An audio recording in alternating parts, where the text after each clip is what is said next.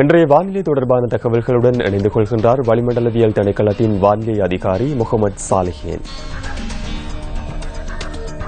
நாட்டின் மத்திய மலைப்பிரதேசங்களிலும் அத்துடன் தென் மாகாணத்திலும் மணித்தியாலத்துக்கு 50 முதல் 60 கிலோமீட்டரிலும் அதிகரித்த வேகத்தில் சற்று பலத்த காற்று வீசக்கூடும்.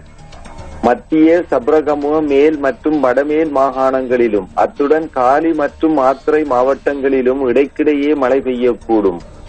நாட்டின் ஏனைய பிரதேசங்களின் பல இடங்களில் குறிப்பாக கிழக்கு மற்றும் ஊவா மாகாணங்களில் பிற்பகல் 2 மணிக்கு பின்னர் மழை அல்லது இடியுடன் கூடிய மழை பெய்யக்கூடும்.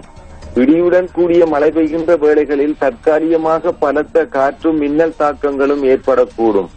இவ்வாறான சந்தர்ப்பங்களில் ஏற்படக்கூடிய இழப்புகளை அல்லது சேதங்களை தவிர்த்துக் கொள்ளுமாறு பொதுமக்கள் கேட்டுக் கொள்ளப்படுகின்றனர்.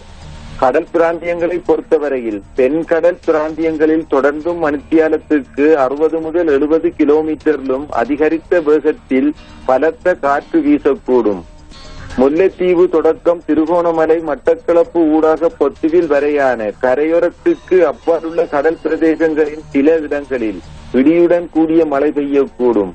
இதேவேளை கொழும்பு தொடக்கம் காலி ஊடாக ஹம்மாந்தோட்டை வரையான கடல் பிராந்தியங்களிலும் சிறிதளவு மழை பெய்யக்கூடும்.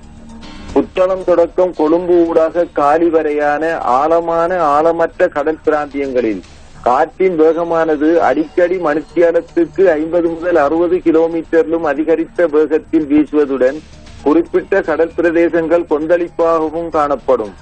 இதேவேளை காலி தொடக்கம் அம்மாந்தோட்டையூடாக பொத்துவில் வரையான ஆழமற்ற கடல் பிராந்தியங்களில் காற்றின் வேகமானது மணித்தியாலத்துக்கு 60 முதல் 70 கிலோமீட்டரிலும் அதிகரித்த வேகத்தில் வீசக்கூடும். இவ்வாறான சந்தர்ப்பங்களில் குறிப்பிட்ட கடல் பிரதேசங்கள் மிகவும் கொந்தளிப்பான நிலையில் காணப்படும்.